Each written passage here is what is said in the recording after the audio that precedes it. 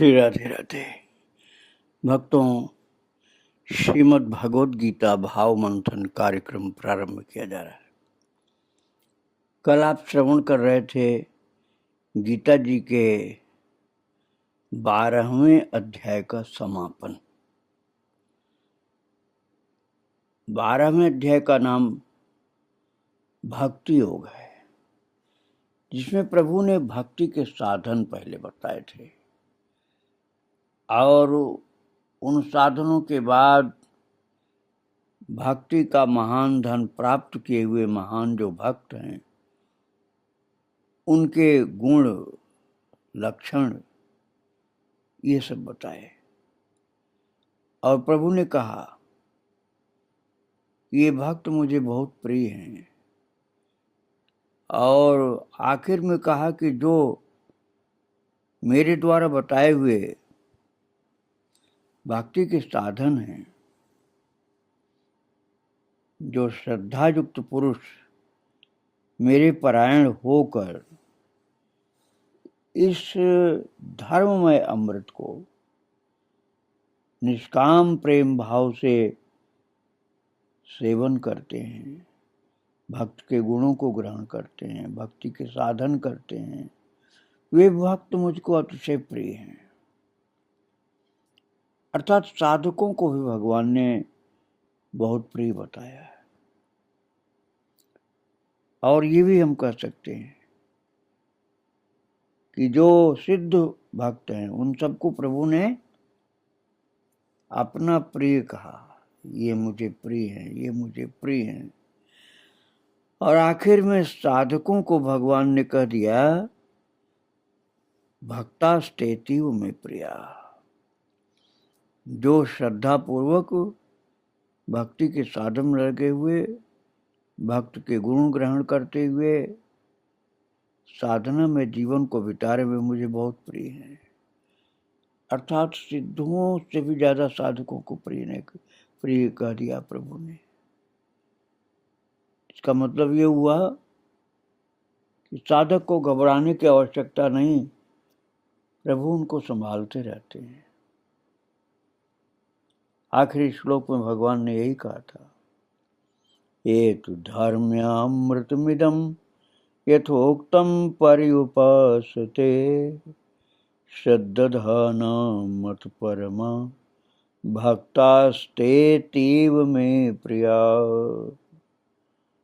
सभी भक्तों को भगवान ने प्रिय भक्त है मेरा। और अंत में साधक को कह दिया ते अतीव में प्रिया। जो भाव से सच्चाई से साधना में लग गया, भक्ति के भक्तों के गुण ग्रहण करता है, अपने जीवन को संभाल करके पवित्र भक्ति मार्ग पर चलता है, वो मुझे बहुत प्रिय है। ऐसा प्रभु ने कह करके इस 12वें अध्याय को पूर्ण किया है। अब आज हम आपको 13वें अध्याय में लेकर के चल रहे हैं। आइए हम 13वें अध्याय का प्रथम श्लोक पाठ करें। ओम श्री परमात्मने नमः। श्रीमद् भगवद गीता अथ त्रयोदशोऽध्याय। श्री भगवान उवाच इदं शरीरं कौन्तेय क्षेत्रमित्यभिधीयते एतद्यो वेत्ति तं प्राहुः क्षेत्रज्ञ इति तद्विदः। इदं शरीरं कौन्तेय क्षेत्रमित्यभिधीयते एतद्यो वेत्ति तं प्राहुः क्षेत्रज्ञ इति तद्विदः। भगवान ने कहा, अर्जुन, कौन्तेय, हे कुंती माता के पुत्र अर्जुन, इदम शरीरम, यह शरीर, क्षेत्रम इति अभिधीयते, क्षेत्र इस नाम से कहा जाता है। एतत् यह वेत्ति, इसको जो जानता है, तम क्षेत्रज्ञः, उसको क्षेत्रज्ञ, इति तद्विदः प्राहुः, क्षेत्रज्ञ इस नाम से तद्विदः, उनके तत्व को जानने वाले ज्ञानी जन कहते हैं। देखो, तुलसीदास जी ने लिखा है, तुलसी यह तन खेत है, मन वच कर्म किसान, पाप पुण्य दो बीज, बुए सलवै निदान। तो कुछ मिलती जुलती बात सी लग रही भगवान की वाणी और तुलसीदास जी की वाणी में। भगवान कह रहे इदम शरीरम कौन्तेय क्षेत्र मित्ते विधीयते। हे कौन्तेय, इदम शरीरम, यह शरीर। अब देखो, आप यह किसको कहते हो? जो अपने से अलग होगा उसको यह कहेंगे, और अपने को तो मैं कहते हैं। अपने को यह थोड़े कहा जाता है, अपने को तो मैं कहा जाता है। सबको मिलाकर बोलेंगे तो हम कहेंगे, सबको मिला के बोलेंगे तो हम कहेंगे, और व्यक्तिगत अपने को कहेंगे तो मैं कहेंगे। यह कोई नहीं कहता अपने को। और भगवान ने इस शरीर को यह कहा है, अर्थात मैं आत्मा और ये शरीर जिसके आश्रित होकर साधक, ये आत्मा साधक शरीर के माध्यम से बना हुआ। तो ये शरीर जो है ये मेरा कुछ समय के लिए है, लेकिन मैं नहीं हूं। कुछ समय के लिए शरीर मेरा है, सदा नहीं मेरा रहेगा। और मैं ये नहीं हूं, ये अलग है, मैं अलग हूं। ये शरीर अलग है और मैं अलग हूं। ये अनुभव कर लेना बहुत बड़ी बात है। ऐसा होने पर आत्मा का अनुभव होने लग जाता है कि ये शरीर चल रहा है। ये शरीर ऐसे स्वामी रामतीर्थ जैसे, कार्तिकेय जी जैसे और बहुत से योगी लोग यही देखते थे और यही बोलते भी थे कि ये शरीर जा रहा है, ये शरीर खा रहा है, ये शरीर ये कार्य कर रहा है, ये क्रिया कर रहा है। तो ये शरीर को अलग देखना, यह शरीर ही कहा जाएगा। यह शरीर, तब इदम शरीरम, ये शरीर। ऐसा नहीं कि मैं ये शरीर हूं, नहीं। मैं ये शरीर तो अज्ञानी बोलता है, और ये शरीर और मैं अलग आत्मा, ये ज्ञानी को दिखलाई पड़ता है, अनुभव होता रहता है। पल पल उसको आत्मा अलग दिखता है, शरीर अलग दिखता है। इसीलिए भगवान कह रहे हैं ये शरीर, अर्थात हमारे साथ जो शरीर ये लगा हुआ है, ये क्षेत्र है। क्षेत्र का मतलब वही जो मैंने खेत बताया कि तुलसी है तन खेत है। ये शरीर खेत है, जो उसमें बोओगे वो पाओगे, वही काटोगे। बुआई सो लवै निदान। तुलसी है तन खेत है, मन वच कर्म किसान, पाप पुण्य दो बीज हैं, बुए सो लवै निदान। प्रभु यही कह रहे हैं कि ये शरीर खेत है, और क्षेत्र इस नाम से कहा जाता है शरीर। और इसको जो जानता है, अर्थात मैं शरीर नहीं हूं, शरीर मेरे साथ है, अर्थात मेरा बन के अभी है, बाद में तो थोड़े दिन बाद खत्म हो जाएगा।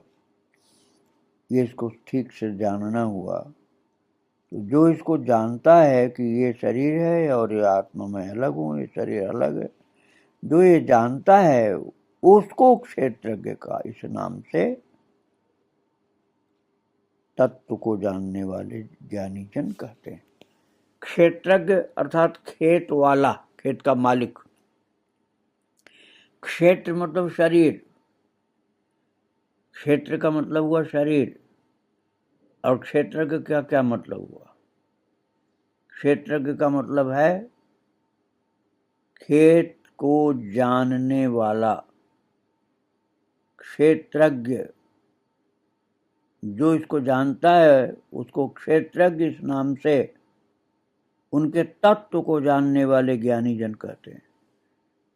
को ये शरीर मेरा है, कितना है?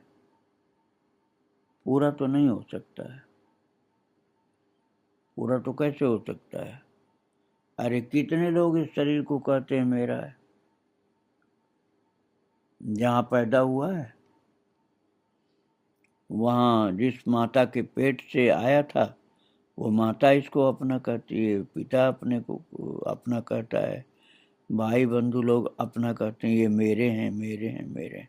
किसको? शरीर को ही तो दिखते हैं, आत्मा को कहाँ दिखते? आत्मा को कौन देखता है? शरीर कोई देखकर तो कहते हैं मेरा है। मालिक जहाँ नौकरी करो वो कहेगा ये मेरा है, और दोस्त कहेगा मेरा है, और हम भी इसको अपना कहते हैं शरीर को। इतना धोखा देता है कि चाहे इसको कितना खिलाओ पिलाओ, मालिश करो, प्यार करो, लेकिन ये धोखा दे देता है। कोई टाइम ऐसा आता है कि इस शरीर का हाथ एक गिलास पानी उठाकर भी मुंह में डालने को नहीं तैयार होता, चाहे प्यास से तड़प जाओ। फिर कैसे मेरा हुआ? हाँ, हम इसके द्वारा कुछ कर्म करते हैं तो मेरा हुआ। इसके द्वारा, इस शरीर के द्वारा हम कुछ अच्छे काम कर लें जीवन में, बढ़िया काम, सेवा के, भक्ति के, पूजा के, जप के, ध्यान के। आप कहेंगे मन से करते हैं। अरे मन क्या करेगा जब शरीर साथ नहीं देगा? शरीर साथ नहीं देगा तो किसी को एक गिलास पानी नहीं पिला सकते। मानसिक पानी से उसकी प्यास बुझ जाएगी क्या? भगवान की बात अलग है, वो तो मानसिक भी ग्रहण कर लेंगे, लेकिन किसी प्यासे को तुम एक गिलास पानी, यदि हाथ तुम्हारा नहीं चलता है तो मानसिक जल पिलाने से उस प्यासे की प्यास नहीं मिट सकती है। भगवान की सेवा मानसिक चल जाएगी, लेकिन किसी शरीरधारी व्यक्ति की सेवा शरीर के बिना नहीं चल सकती। शरीरधारी व्यक्ति की सेवा, चाहे वो मनुष्य न हो, कोई पशु पक्षी है, प्यासा है, भूखा है, आप कुछ खिलाना चाहो और दूसरा व्यक्ति कोई वहां है नहीं, तो क्या मन से आप खिला दोगे? और मान लिया कि तुम मन से खिला भी दिए आंख बंद करके, तो क्या उसकी प्यास बुझ जाएगी या भूख मिट जाएगी? नहीं होगा ऐसा। साधक तो नहीं कर सकता, सिद्ध पुरुष भले कर सकता है। सिद्ध पुरुष के करने से तो हो सकता है कि आपने मन से खिलाया तो उसका पेट भर सकता है, लेकिन साधक नहीं कर सकता, सामान्य व्यक्ति नहीं कर सकता, सिद्ध पुरुष कर सकता है। इसलिए शरीर का बड़ा महत्व है। तन बिन वेद भजन नहीं बरना। शरीर के बिना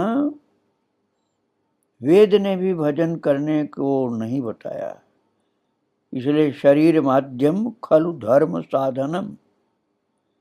शरीर ही धर्म साधन के लिए यंत्र प्राप्त हुआ। इस यंत्र के बिना हम कोई भक्ति साधन, ज्ञान का साधन, वैराग्य का साधन कुछ नहीं कर सकते। इसकी गड़बड़ी को तो हम देख सकते हैं मन के द्वारा कि ये आज है कल नहीं रहेगा, धोखा देगा, और इसके आसक्ति से कोई फायदा नहीं। इसका उपयोग कर लो, इसका उपयोग कर लो तो बुद्धिमान हो, आसक्ति करने से कोई फायदा नहीं। और ये हमको मिला है, सीमित समय के लिए मिला है, ये ज्ञान है और इसका उपयोग हम करते हैं तो हम क्षेत्रज्ञ हैं। तो हम क्षेत्रज्ञ हैं, अर्थात खेत के मालिक हैं, खेत वाले हैं। किंतु इसका मालिकाना कितना है, अभी इस पर चर्चा कल और करेंगे। आज पहले श्लोक की चर्चा हुई, दूसरे श्लोक में ये बात आएगी। श्री राधे राधे। अब हम सब भक्तों के साथ साथ भगवान और उनके भक्तों को प्रणाम करते हैं। श्री राधे राधे। वृंदावन बिहारी लाल की जय, राधा रानी की जय। जय जय श्री राधे श्याम, जय जय श्री सीताराम। श्री राधे राधे। भक्तों, श्रीमद् भगवद गीता भाव मंथन कार्यक्रम प्रारंभ किया जा रहा है।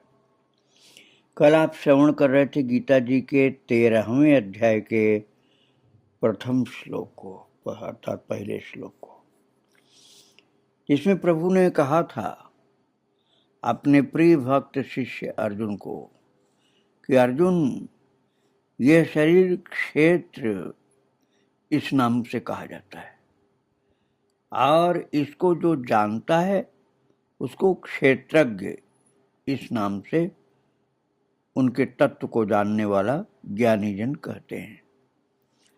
तो क्षेत्र क्या होता है? खेत। जैसे खेत में बोए हुए बीजों का उसके अनुरूप फल समय पर प्रकट होता है, वैसे ही इसमें अर्थात शरीर में कर्मों के संस्कार रूप बीजों का फल समय पर प्रकट होता है, इसे इसका नाम क्षेत्र ऐसा कहा जाता है। तो मैं आपको कल बोल रहा था ना, तुलसी है तन खेत है, मन वच कर्म किसान, पाप पुण्य दो बीज है, बुए सो लवय निदान। बहुत थोड़े में तुलसीदास जी ने इस बात को बताई है, और यही बात भगवान कह रहे हैं अर्जुन से कि ये इदम शरीरम कौन्तेय क्षेत्र मिथ्याभिधीयते, एतद्यो वेति तं प्राहुः क्षेत्रज्ञ इति तद्विदः। ये शरीर क्षेत्र है, इदम शरीरम, ये शरीर जो हमको अलग दिखलाई पड़ना चाहिए कि मैं शरीर नहीं हूँ, मैं तो आत्मा हूँ, लेकिन मैं जहाँ अभी हूँ ये शरीर है। और इसको जो ठीक से जानता है, पृथक रूप से शरीर और मैं आत्मा अलग हूँ, इसमें अभी स्थित हूँ, किंतु मैं ये नहीं हूँ, ये शरीर है जो क्षेत्र है, और मैं इसको जानने वाला क्षेत्रज्ञ हूँ। ये बात प्रथम श्लोक में प्रभु ने बताई थी, कल आपने श्रवण किया था। अब आपको हम लेकर के चल रहे हैं आज के पाठ में। कल वाला पाठ तो आप एक बार फिर से कर लीजिए। श्री भगवान उवाच इदं शरीरं कौन्तेय क्षेत्रमित्यभिधीयते, एतद्यो वेति तं प्राहुः क्षेत्रज्ञ इति तद्विदः। ये प्रथम श्लोक का पाठ जो कल किया था वो हुआ, और आज वाला पाठ अब मेरे साथ करिए आप लोग। क्षेत्रज्ञं चापि मां विद्धि सर्वक्षेत्रेषु भारत, क्षेत्र क्षेत्रज्ञयोर्ज्ञानं यत्तज्ज्ञानं मतं मम। क्षेत्रज्ञं चापि मां विद्धि सर्वक्षेत्रेषु भारत, क्षेत्र क्षेत्रज्ञयोर्ज्ञानं यत्तज्ज्ञानं मतं मम। ये आपने दूसरे श्लोक का पाठ किया, अध्याय 13 के दूसरे श्लोक का पाठ हुआ। अब इस दूसरे श्लोक के शब्दार्थ और भावार्थ को हम अध्ययन करना प्रारंभ कर रहे हैं। प्रभु अर्जुन को यहाँ क्या बोल रहे हैं? भारत। अर्जुन के जिस नाम का संबोधन किया है वो भारत। क्षेत्रज्ञं चापि मां विद्धि सर्वक्षेत्रेषु भारत। भारत एक तो भरतवंशोत्पन्न होने के कारण भारत नाम, दूसरा भारत का अर्थ होता है भार अर्थात प्रकाश अर्थात ज्ञान, जो ज्ञान में संयुक्त है, अज्ञान से नहीं, ज्ञान से जुड़ा हुआ है, ज्ञान युक्त जो है वो भारत। तो प्रभु ने कहा हे भारत अर्थात हे अर्जुन, तू सर्व क्षेत्रेषु क्षेत्रज्ञम अपि माम विद्धि, अर्थात सब क्षेत्रों में क्षेत्रज्ञ अर्थात जीवात्मा भी मुझे ही जान। अब ये यहाँ दो प्रकार की बातें हैं भक्तों, अब उस पर विचार करेंगे। आगे प्रभु कहते हैं और क्षेत्र क्षेत्रज्ञ का अर्थात विकार सहित प्रकृति का और पुरुष का जो तत्व से जानना है वो ज्ञान है, ऐसा मेरा मत है। भारत सर्व क्षेत्रेषु क्षेत्रज्ञम अपि माम विद्धि च क्षेत्र क्षेत्रज्ञयोः यत् ज्ञानम तत् ज्ञानम इति मम मतम। प्रभु ने कहा, पहले श्लोक में कहा था कि जो इस क्षेत्र को जानता है वह क्षेत्रज्ञ होता है, और अब यहाँ दूसरे श्लोक में प्रभु कह रहे हैं कि क्षेत्रज्ञम अर्थात क्षेत्रज्ञ आप माम विद्धि, मुझे भी तुम क्षेत्रज्ञ जानो। अब यहाँ जीवात्मा और परमात्मा दोनों की बात है भक्तों। यहाँ प्रभु ने जीवात्मा शब्द प्रयोग नहीं किया है, यहाँ भगवान ने कहा क्षेत्रज्ञ वह जो इस शरीर को जानता है अर्थात जीवात्मा, और भगवान ने यहाँ कह दिया क्षेत्रज्ञम चापि माम विद्धि, मुझे भी क्षेत्रज्ञ समझो। अब सर्व क्षेत्रेषु ये शब्द और लगाया है, सब क्षेत्रों में। वहां एक क्षेत्र की बात थी जो क्षेत्र अर्थात शरीर को जानने वाला जीवात्मा है, वो क्षेत्रज्ञ है। अब यहाँ भगवान ने सर्व क्षेत्र कह दिया, सब क्षेत्रों में। देखो जीव जो होता है अब एक शरीर को जानने वाला, उसी का अनुभव करने वाला, और सभी शरीरों में क्षेत्रज्ञ प्रभु हैं। तो भक्तों यही जीव में और भगवान में अंतर है। जीव एक क्षेत्र को जानने वाला क्षेत्रज्ञ है और भगवान सब क्षेत्रों को जानने वाले क्षेत्रज्ञ हैं। इसलिए भगवान ने कह दिया मैं भी क्षेत्रज्ञ हूँ, जीव भी क्षेत्रज्ञ है और मैं भी क्षेत्रज्ञ हूँ। क्षेत्रज्ञम चापि माम विद्धि, मुझे भी क्षेत्रज्ञ जानो। अब इसमें जो अद्वैत वेदांती होता है वो ये कहता है कि जीव को भी मुझे ही जानो, क्योंकि क्षेत्रज्ञ जीव को पहले कहा गया। अब यहाँ भगवान कहते हैं क्षेत्रज्ञ मुझे ही जानो। तो 15वें अध्याय के 7वें श्लोक में इस विषय में थोड़ा प्रभु ने कहा है। तो 15वें अध्याय के 7वें श्लोक में प्रभु ने क्या कहा है, ममैवांशो जीवलोके जीवभूत सनातन। इस देह में ये सनातन जीवात्मा मेरा ही अंश है। और अब अंश तो एक ये हो गया कि भगवान का ही एक अंश, और भगवान अंशी, अंशी तो स्वामी हुआ, अंश उसका सेवक हुआ। और अद्वैत वेदांत के अनुसार कहा जाए तो जैसे विभाग रहित स्थित हुआ भी महाकाश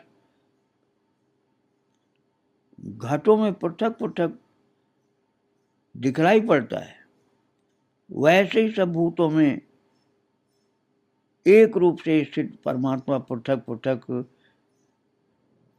प्रतीत होता है। इसी को देह में स्थित जीवात्मा को भगवान का अंश कहा जाता है। जैसे बहुत सारे घड़े में एक सूर्य दिखलाई पड़े। तो भक्ति मार्ग में तो भक्तों सेवक सेव्य भाव बिनु भवन तरी उर्गारी। तो स्वामी तो हुए प्रभु जो सभी क्षेत्रों में क्षेत्रज्ञ हैं, और जो सेवक है वो एक क्षेत्र का क्षेत्रज्ञ है। यह अंतर दोनों में है। तो इस प्रकार से क्षेत्र हुआ एक प्राणी का शरीर, और उसको जानने वाला जीवात्मा जो है वो क्षेत्रज्ञ है। लेकिन भगवान यहाँ इस दूसरे श्लोक में कहते हैं क्षेत्रज्ञम चापि माम विद्धि, तुम मुझे ही जान क्षेत्रज्ञ। तो भगवान फिर इसमें एक शब्द लगा देते हैं सर्वक्षेत्रेषु, सभी क्षेत्रों में क्षेत्रज्ञ मुझको ही जान। अर्थात सभी प्राणियों के मालिक तो भगवान हैं, और अपने एक शरीर का मालिक कहलाने वाला मनुष्य है, लेकिन फिर भी पूरा मालिक नहीं है। मालिक इसलिए है कि वो उसका उपयोग कर सकता है, स्वामी होने के कारण उसका उपयोग कर सकता है। जो बोएगा सो काटेगा, लेकिन पूरा अधिकार मनुष्य का नहीं होता है। भगवान का सभी क्षेत्रों पर पूरा अधिकार है, इसलिए भगवान ही वास्तविक क्षेत्रज्ञ हैं। वास्तविक क्षेत्रज्ञ परमात्मा है। वो जब चाहें जिस शरीर के ऊपर अपना शासन प्रत्यक्ष दिखला सकते हैं। इसलिए पूरा स्वामित्व तो ठाकुर जी का ही है।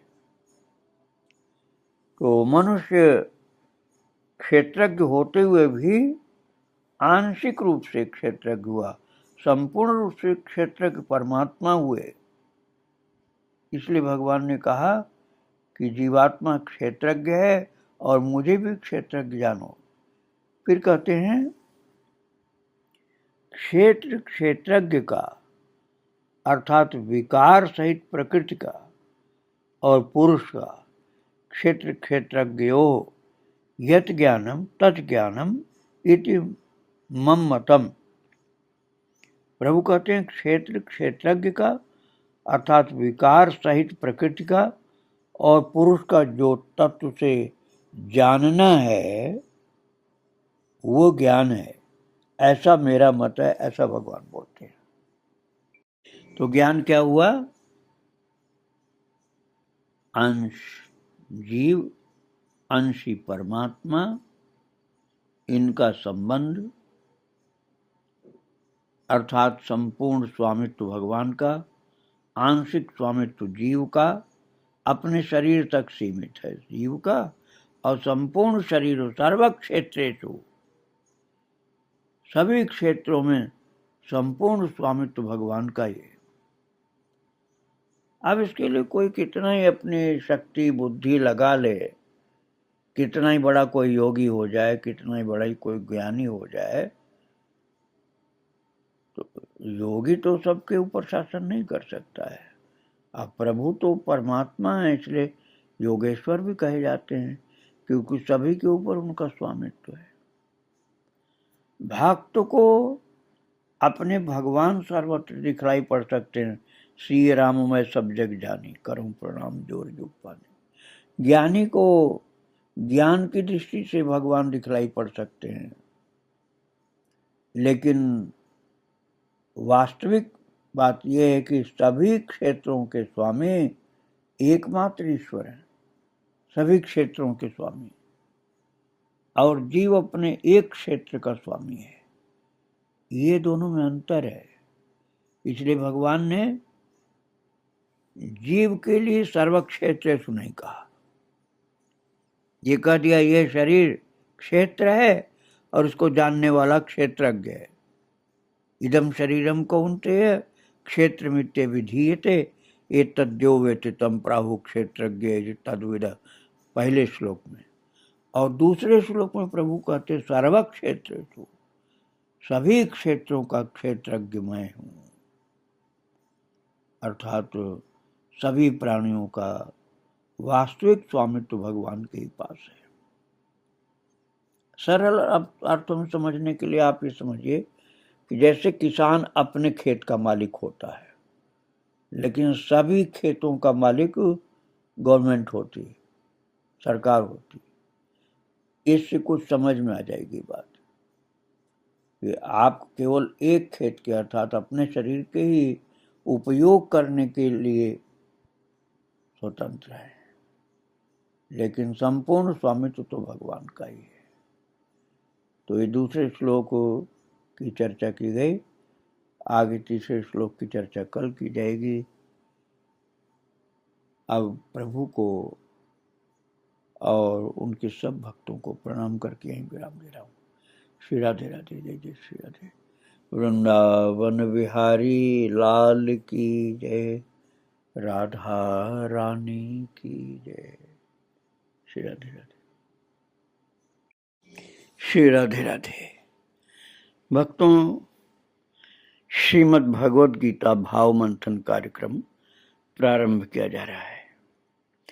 कल आप श्रवण कर रहे थे गीता जी के 13वें अध्याय का दूसरा श्लोक, जिसमें प्रभु ने कहा, हे अर्जुन, तू सब क्षेत्रों में क्षेत्रज्ञ अर्थात सभी क्षेत्रों का मालिक मुझको ही जान। और क्षेत्र क्षेत्रज्ञ का अर्थात विकार सहित प्रकृति का और पुरुष का जो तत्व से जानना है वो ज्ञान है, ऐसा मेरा मत है। तो पहले श्लोक में प्रभु ने कहा था कि ये शरीर क्षेत्र है और इसको जो जानता है वो क्षेत्रज्ञ है। तो फिर दूसरे श्लोक में कहते हैं सभी क्षेत्रों में, सब क्षेत्रों, सर्व क्षेत्रेषु, समस्त क्षेत्रों में क्षेत्रज्ञ मुझे समझो। ये चर्चा कल आप श्रवण कर रहे थे, जिसको प्रभु ने दूसरे श्लोक में बोला था। आइए उस दूसरे श्लोक का पाठ करके फिर आज के पाठ में चलते हैं। क्षेत्रज्ञं चापि मां विद्धि सर्वक्षेत्रेषु भारत, क्षेत्र क्षेत्रज्ञयोर्ज्ञानं यत्तज्ज्ञानं मतं मम। ये कल वाला पाठ हुआ आपका, और आज के पाठ में तीसरा श्लोक है। तीसरे श्लोक का आइए हम सब मिलकर पाठ करें। तत्क्षेत्रं यच्च यादृक्ष यद्विकार्यतस्य यत्, स च यो यत्प्रभावश्च तत्समासेन मे शृणु। तत्क्षेत्रं यच्च यादृक्ष यद्विकार्यतस्य यत्, स च यो यत्प्रभावश्च तत्समासेन मे शृणु। प्रभु कह रहे हैं, अर्जुन, तत्क्षेत्रम यच्च यादृक्च यद्विकारी च यतः यत्, च सह यह च यत् प्रभावः तत्समासेन में शृणु। तो भगवान कहते हैं कि तत्क्षेत्रम, वो क्षेत्र, यत् च यादृक्च, जो और जैसा है, च और यद विकारी च, जिन विकारों वाला है, च यतः यत, और जिस कारण से जो हुआ है, तथा वो क्षेत्रज्ञ भी जो और जिस प्रभाव वाला है, वो सब समासेन में सुनो अर्थात संक्षेप में मुझसे सुनो। ये तीसरे श्लोक में प्रभु ने कहा है।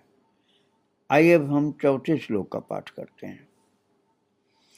ऋषिभिर्बहुधा गीतम छन्दोभिर्विविधैः पृथक् ब्रह्मसूत्रपदैश्चैव हेतुमद्भिर्विनिश्चितैः।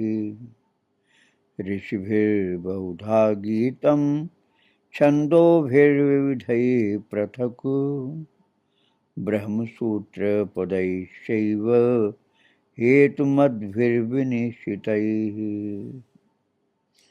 प्रभु चौथे श्लोक में कहते हैं, ऋषिभिः बहुधा गीतम विविधैः छन्दोभिः पृथक् च विनिश्चितैः हेतुमद्भिः ब्रह्मसूत्रपदैः एव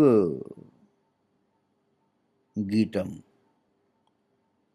प्रभु इस चौथे श्लोक में कह रहे हैं, ऋषियों के द्वारा बहुत प्रकार से कहा गया है। किस विषय में कहा गया है? क्षेत्र और क्षेत्रज्ञ के विषय में। और मैंने आपको बताया कि क्षेत्र शरीर है जो साधन के रूप में मिला है, क्षेत्रज्ञ आत्मा है, जीवात्मा है क्षेत्रज्ञ, और परमात्मा सभी क्षेत्रों के क्षेत्रज्ञ हैं। जीवात्मा एक क्षेत्र का क्षेत्रज्ञ है और परमात्मा सभी क्षेत्रों अर्थात सभी प्राणियों के क्षेत्रज्ञ हैं। तो ये ऋषियों द्वारा बहुत प्रकार से कहा गया है, अर्थात बहुत प्रकार के सिद्धांतों के द्वारा कहा गया है। कोई अद्वैत वेदांत से, कोई द्वैत वेदांत से, कोई विशिष्टाद्वैत वेदांत से, कोई द्वैताद्वैत, कोई शुद्धाद्वैत, अलग अलग प्रकार से ऋषियों के द्वारा इस बात को अर्थात क्षेत्र और क्षेत्रज्ञ की बात को कहा गया है। और विविधैः छन्दोभिः, विविध वेद छन्दोभिः अर्थात वेद मंत्र, विविध प्रकार के वेद मंत्रों के द्वारा भी पृथक गीतम अर्थात विभाग पूर्वक कहा गया। च अर्थात तथा, विनिश्चितैः हेतुमद्भिः ब्रह्मसूत्रपदैः एव गीतम। विनिश्चितैः अर्थात भली भांति निश्चय किए हुए, हेतुमद्भिः अर्थात युक्ति युक्त, ब्रह्मसूत्रपदैः ब्रह्मसूत्र के पदों द्वारा, ब्रह्मसूत्र के पदों द्वारा एव गीतम भी कहा गया है। तात्पर्य ये क्षेत्र का विभाग जो है और उसकी जो जानकारी है उसका महत्व इतना है कि ऋषियों ने भी कहा है और ब्रह्मसूत्र में भी कहा गया है, इसलिए इसको अच्छी तरह से समझो। तो ये प्रभु ने चौथे श्लोक में कहा। और क्षेत्र के स्वरूप की बात फिर प्रभु पांचवें श्लोक में कहते हैं। तो आइए हम आप मिलकर पांचवें श्लोक का पाठ करें। महाभूतान्यहंकारो बुद्धिरव्यक्तमेव च इंद्रियाणि दशैकं च पंचचेन्द्रियगोचराः। महाभूतान्यहंकारो बुद्धिरव्यक्तमेव च इंद्रियाणि दशैकं च पंचचेन्द्रियगोचराः। ये पांचवें श्लोक का पाठ किया आपने। इसमें क्या कह रहे हैं प्रभु, अब इसको हम आप देखने चल रहे हैं अर्थात प्रारंभ कर रहे हैं। तो भगवान कहते हैं क्षेत्र के स्वरूप के कथन में, हे अर्जुन, अब वही क्षेत्र के स्वरूप का जो कथन है वो मैं तेरे लिए समझा रहा हूं। क्षेत्र क्या होता है? अब पहले तो प्रभु ने बता दिया, इदम शरीरम कौन्तेय क्षेत्र मिथ्या विधीयते, पहले श्लोक में कह दिया था। कि अर्जुन ये शरीर ही क्षेत्र है। अब इसको प्रभु अलग अलग बता रहे हैं कि क्षेत्र को पहले अच्छी तरह से समझ ले, फिर क्षेत्रज्ञ को समझना। तो महाभूतानि अर्थात 5 महाभूत। 5 महाभूत कौन से हैं? आकाश, वायु, अग्नि, जल और पृथ्वी का सूक्ष्म भाव।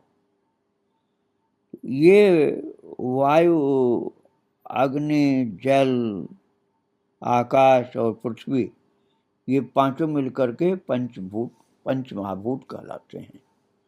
तो भगवान ने कहा क्षेत्र में, क्षेत्र के स्वरूप के कथन में पहली क्या चीज है? पंच महाभूत। दूसरी बात प्रभु कह रहे हैं अहंकार। अहंकार का मतलब आप ये मत समझना कि बहुत जो अभिमानी होता है उसकी बात की जा रही नहीं। अभिमानी तो अलग होता है। अहंकार का मतलब इसमें स्थिति, इसमें अपना स्वरूप मान लेना कि हम शरीर हैं, शरीर को ही मैं मान लेना, यह अहंकार है। शरीर को ही मैं मान लिया। अब शरीर तो हम है नहीं, शरीर तो मर जाता है, हम थोड़े मरते हैं। हम तो एक जगह की से चलकर दूसरी जगह पहुंच जाते हैं, एक शरीर से दूसरे शरीर में पहुंच जाते हैं। तो हम पंचभूत नहीं है। पंचभूत तो अपने को मान लेना, यह अहंकार। और बुद्धि, बुद्धि भी क्षेत्र में भगवान ने बताया। क्षेत्र के स्वरूप में ही पंचमहाभूत और उसे अपना स्वरूप मानना, और बुद्धि और अव्यक्तम मूल प्रकृति भी, अर्थात प्रकृति जो मूल है वो भी, तथा 10 इंद्रियां। अब 10 इंद्रियों को भी भगवान ने क्षेत्र बताया है। ऐसा नहीं कि केवल पंचमहाभूत ही। 10 इंद्रियां। 10 इंद्रियां क्या हैं? 5 ज्ञानेंद्रियां, 5 कर्मेंद्रियां। कान, जिसको श्रोत्र कहा जाता है, त्वचा, नेत्र, रसना और वाणी। हाँ, घ्राण इसमें रह गया, ज्ञानेंद्रिय में घ्राण भी रह गया। घ्राण का मतलब नासिका इंद्रिय। तो त्वचा, कान, नेत्र, जिह्वा और नासिका, ये ज्ञानेंद्रियां 5 हो गई।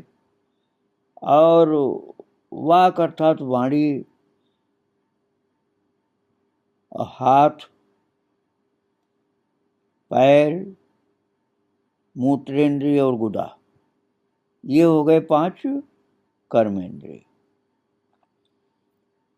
और प्रभु कह रहे हैं ये इंद्रियां जो हैं, अर्थात ये 10 इंद्रियां, 5 कर्मेंद्रिय, 5 ज्ञानेंद्रिय, ये भी क्षेत्र में ही है। एक क्षेत्रज्ञ नहीं, एक क्षेत्र है। एक मन, मन भी इसी में है, क्षेत्र में ही। एकम च पंच इंद्रिय गोचरा, और 5 इंद्रिय गोचर अर्थात इंद्रियों के विषय। कौन से? शब्द, स्पर्श, रूप, रस और गंध। ये शब्द, स्पर्श, रूप, रस, गंध जो हैं, ये भी क्षेत्र के स्वरूप में आते हैं, क्षेत्रज्ञ के स्वरूप में भी नहीं आते हैं। अब क्षेत्रज्ञ क्या होता है फिर?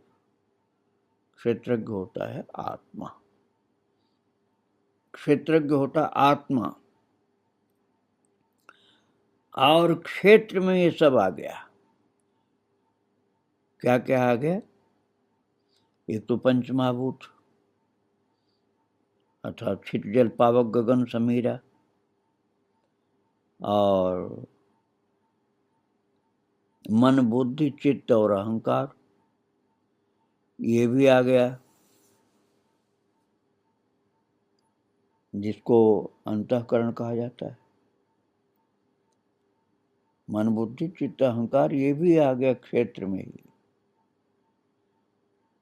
और 10 इंद्रियां, 5 कर्मेंद्रियां, 5 ज्ञानेंद्रियां और इंद्रियों के विषय। इंद्रियों के विषय क्या है? शब्द, स्पर्श, रूप, रस और गंध। शब्द अर्थात आवाज, स्पर्श मुलायम है कठोर है, रूप अर्थात सुंदर है और कुरूप है, ये सब दिखलाई पड़ना। रस अर्थात कड़वा है, कसैला है, मीठा है, कैसा है। गंध दुर्गंध है, सुगंध है। ये सब इंद्रिय गोचर जो हैं ये भी क्षेत्र में ही आते हैं। इसी को तन्मात्रा भी कहा जाता है। इसी शब्द स्पर्श रूप रसगंध को तन्मात्रा भी कहा जाता है। तो ये 5 कर्मेंद्रियां, 5 ज्ञानेंद्रियां, पंचमहाभूत, अंतःकरण चतुष्टय और 5 तन्मात्राएं जो इंद्रियों के विषय होते हैं, ये सब मिला करके क्षेत्र ही होता है, क्षेत्रज्ञ नहीं होता है। तो आगे की चर्चा फिर करेंगे। आज प्रभु को और उनके भक्तों को प्रणाम करके यहीं विराम दे रहे हैं। श्री राधे राधे, जय श्री राधे। वृंदावन बिहारी लाल की जय, राधा रानी की जय। जय जय श्री राधे श्याम, जय जय श्री सीताराम। श्री राधे राधे। भक्तों, श्रीमद् भगवद गीता भाव मंथन कार्यक्रम प्रारंभ किया जा रहा है। कल आप श्रवण कर रहे थे गीता जी के 13वें अध्याय के 4-5वें श्लोक को, जिसमें प्रभु ने बताया था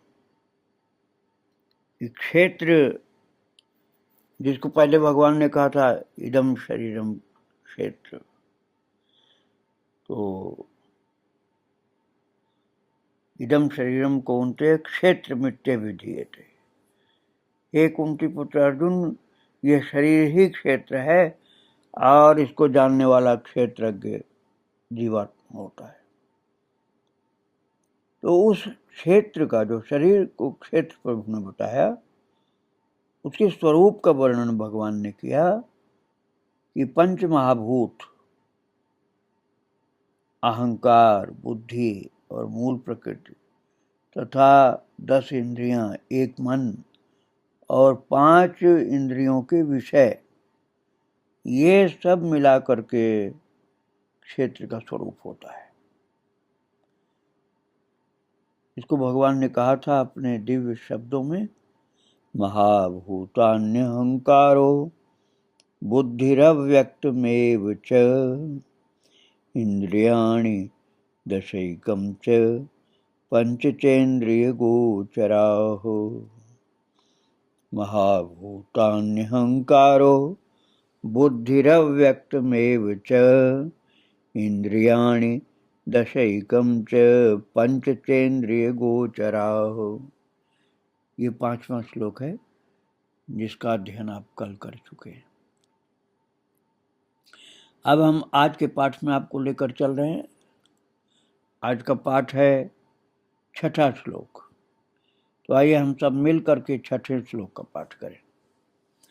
इच्छा द्वेष सुखम दुखम संघातश्चेतना धृतिः एतत् क्षेत्रं समासेन सविकारमुदाहृतम्।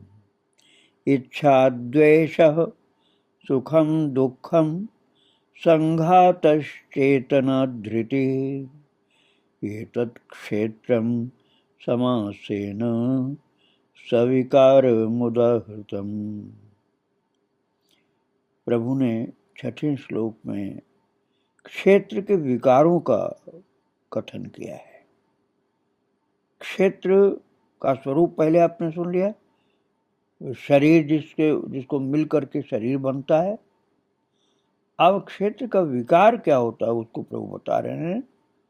और कहते हैं इच्छा द्वेष सुखम दुखम संघात चेतना धृति सविकारम एतत् क्षेत्रम समासेन उदाहृतम। तो प्रभु ने सबसे पहले इस अध्याय की शुरुआत में कहा था इदम शरीरम कौन्तेय क्षेत्र मित्य विधीयते। हे अर्जुन, ये शरीर ही क्षेत्र है। अब उस क्षेत्र के स्वरूप का वर्णन किया कि पंचमहाभूत अहंकार बुद्धि प्रकृति 10 इंद्रियां, इंद्रियों के विषय, ये सब मिला करके क्षेत्र का स्वरूप बनता है। अर्थात ये सब संयुक्त है उस शरीर रूपी क्षेत्र में। फिर प्रभु कहते हैं कि इस शरीर रूपी क्षेत्र में जो इसके विकार हैं उसको समझो। क्या विकार है? इच्छा। इच्छा ही जीव को बांधती है भक्तों। इच्छा न हो, इच्छा का मतलब कामना। यदि इच्छा न हो तो ज्ञान सच्चा प्राप्त होता है, नहीं तो संसार में इच्छा भटका देती है। दूसरा कहते हैं द्वेष। अब देखो, द्वेष का क्या मतलब हुआ? द्वेष का मतलब हुआ कि हमें वो अच्छा नहीं लगता और उसके समर्थन की जगह विरोधी भाव में मन हो जाना, यही द्वेष है। अर्थात उससे घृणा हो जाना। और फिर कहते हैं इच्छा के विकार में, पहले तो क्षेत्र के विकार में, क्षेत्र के विकार में पहला बताया इच्छा। इच्छा यदि नहीं हो जीव को तो बिल्कुल शांति में है वो। इच्छा होते ही शांति खत्म, अशांति चालू। और द्वेष अर्थात घृणा का भाव। तीसरा कहते हैं सुखम। किसी चीज में मन लगने लग गया, वहां उसको जो अनुभूति होती मन लगने का, आनंद होता, उसको सुख कहते हैं। और दुखम, जो मन के अनुकूल नहीं लगा उसको दुख कहने लग गए।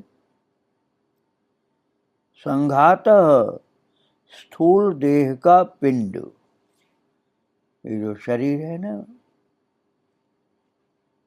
भारी भरकम सा, यह हल्का भी हो सकता है। जो निष्प्राण होते हुए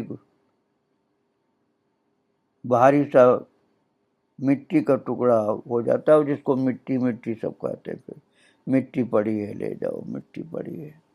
फिर कोई भाई नहीं कहता, बेटा नहीं कहता, मिट्टी बताते हैं। तो वही स्थूल देह का पिंड जिसे संघात प्रभु ने कहा। और चेतना, चेतना क्या है? शरीर और अंतःकरण की एक प्रकार की चेतन शक्ति है, इसको चेतना बोलते हैं। और धृति ही, धृति धारणा होती है, जिसका वर्णन 18वें अध्याय में आएगा, विस्तार से चर्चा होगी। और इस धृति को थोड़ा सा और हम बताना चाहते हैं। 18वें श्लोक में 33, 34 और 35 नंबर के, 18वें अध्याय के 33, 34 और 35 नंबर के श्लोकों में धृति की चर्चा है भक्तों। सीधे सरल शब्दों में तो धृति का अर्थ धारणा शक्ति है। और अब उसको भगवान ने 18वें अध्याय में सात्विकी धृति, राजसी धृति और तामसी धृति नाम से 3 प्रकार की धृति बताया है 18वें अध्याय के 33, 34, 35 श्लोक में। तो प्रभु ने कहा उस जगह पर, हे पार्थ, जिस अव्यभिचारिणी धारणा शक्ति से मनुष्य ध्यान योग के द्वारा मन, प्राण और इंद्रियों की क्रियाओं को धारण करता है, वो धृति सात्विकी है।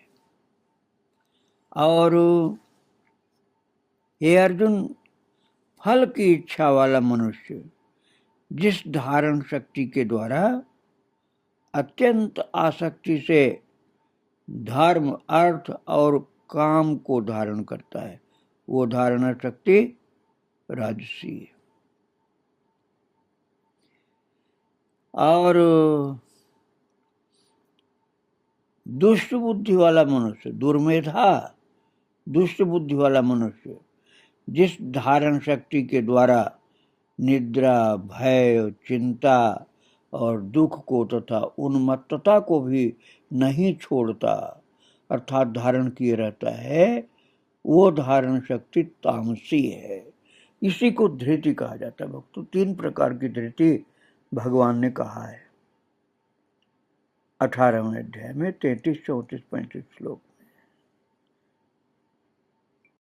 तो यहाँ प्रभु 13वें अध्याय के 6ठे श्लोक में कह रहे हैं कि इच्छा, संसार की बहुत चीजें हैं जिनको चाहता है जी, वही इच्छा है। और किसी से द्वेष अर्थात घृणा करना, सुख अर्थात अपने अनुकूल मनोनुकूल चीजें चाहना, सुख, और मनोनुकूल नहीं है तो उसे उसको पीड़ा का अनुभव होता है, उसको दुख कहा। स्थूल देह का पिंड अर्थात ये हमारा शरीर, चेतना और धृति, इस प्रकार सविकारम एतत् क्षेत्रम समासेन उदाहृतम। इस प्रकार विकारों के सहित, विकारों के सहित का क्या मतलब हुआ? क्षेत्र का स्वरूप समझना चाहिए जो पहले बताया गया, और इस श्लोक में कहे हुए इच्छा आदि के क्षेत्र के विकार समझने चाहिए। ये इच्छा, द्वेष, सुख, दुख, ये जो हैं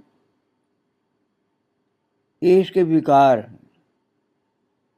और क्षेत्र क्या है? पहले हमने आपको बताया, शरीर और शरीर के अंदर महाभूत, अहंकार, बुद्धि, मन, इंद्रियां, इंद्रियों के विषय, ये क्षेत्र का स्वरूप है। और इच्छा, द्वेष, सुख, दुख, चेतना, धृति, ये शरीर, ये क्षेत्र के विकार हैं।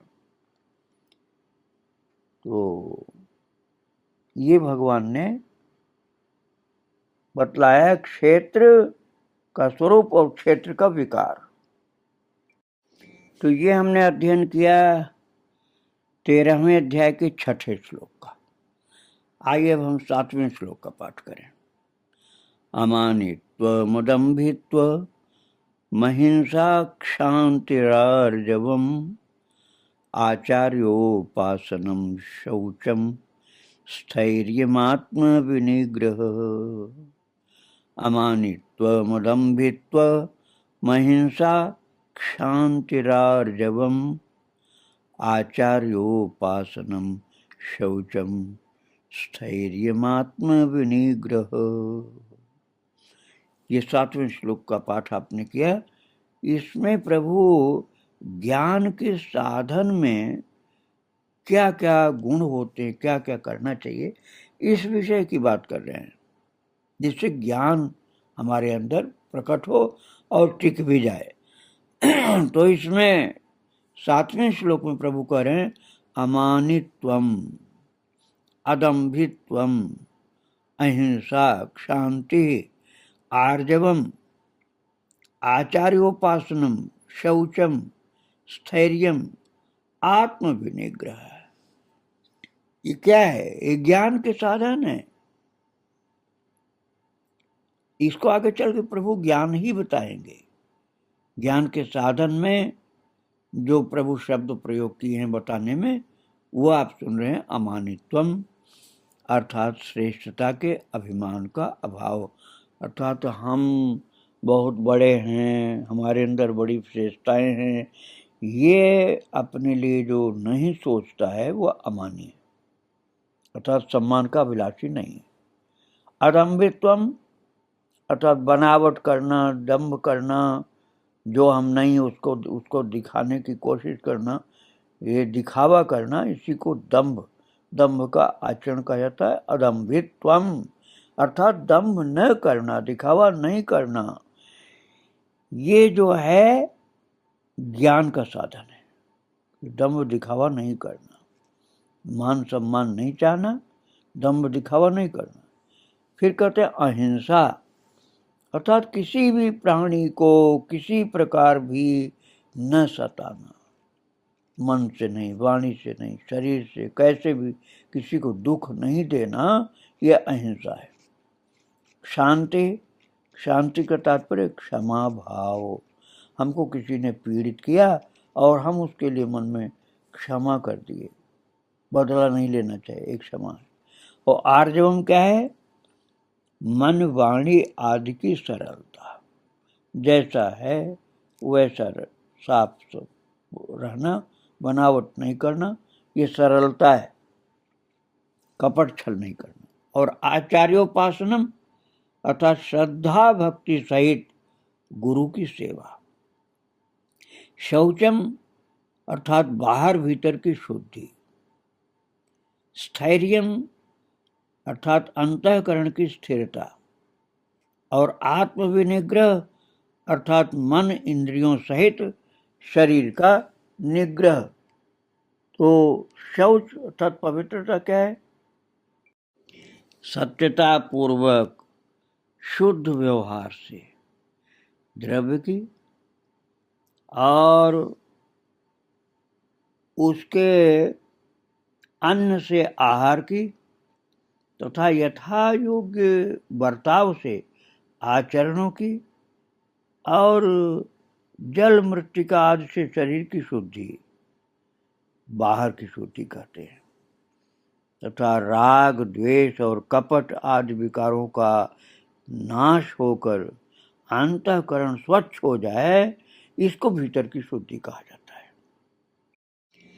तो भक्तों, प्रभु ने ज्ञान की प्राप्ति के साधन के रूप में महान 9 गुणों का कथन किया है इस 7वें श्लोक में। वो 9 गुण क्या है? कि अपने सम्मान का अभिलाषी न होना अमानित्वम है।